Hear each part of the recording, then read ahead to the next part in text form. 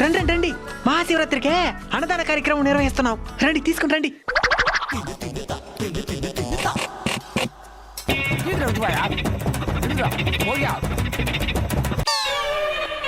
ఎట్లా కనిపిస్తున్నా నీ కంటికా? తీసేయమంటారా? ఇంకో గంట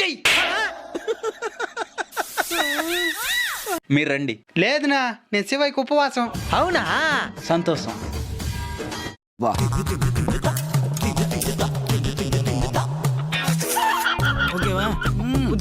ఎట్టుంది మచ్చా?